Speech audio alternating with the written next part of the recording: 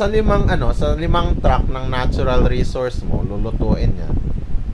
Kaya 10. Magluluto kayo ng 1 buwan.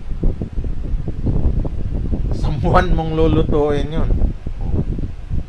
Pero ang kagandahan, sa 1 buwan, non-stop yung pagha-harvest mo ng diesel, oil at gas. Non-stop yan.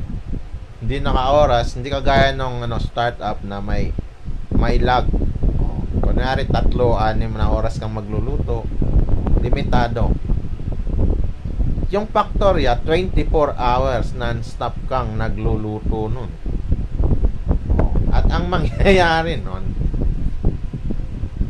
yung crude at oil,